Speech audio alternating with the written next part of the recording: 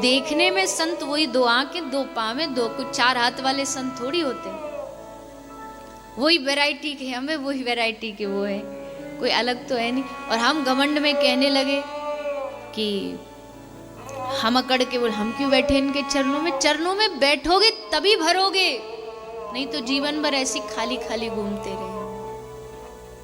हैं उसी के, पर वो भरे हुए हैं, हम रिक्त हैं, हम खाली हैं। संतों के चरणों में बैठो, रसिकों के चरणों में बैठो, उनसे मांग करो।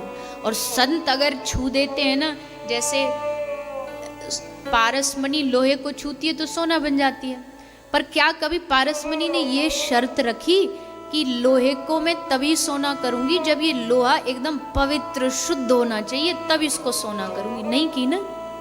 पारसमणि शर्त नहीं रखती है। पारसमणि के नीचे चाहे तुम मलमूत्र में से उठा के भी लोहा लेकर के आओगे, उसको सोना बना देंगे।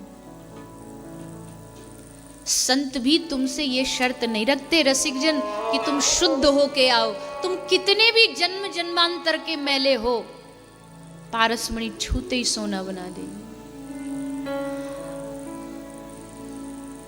आग में कोई वस्तु जलाने डालोगे तो आग जलाएगी ही, वो पवित्रता पवित्रता नहीं देखेगी।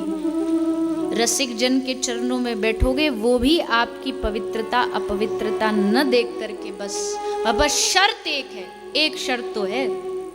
वो शर्त क्या है? रसिक जनों के चरणों में बैठो ना तो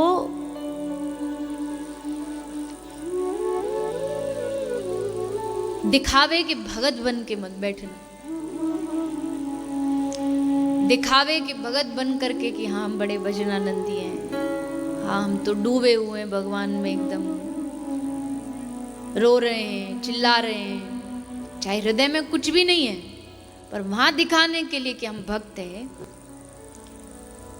अरे जब आप एक साधु के पास खुद भक्त बन के जाओगे तो साधु बोलेगा तो खुद ही भगत जी, इसको क्या भगत बना। जब उनको पता रहेगा नहीं ये तो एकदम दीन है, नालायक है, निकृष्ट है, तब तो साधु हमें भक्त बनाएगा। हम खुद ही वहां भक्त बन के पहुंच जाते, हम बड़े भगत जी, इतना नाम जाप करते, इतना। पर साधु के चरणों में, रसिक जनों के चरणों में दीनता से बैठोगे तो कृपा करेंगे।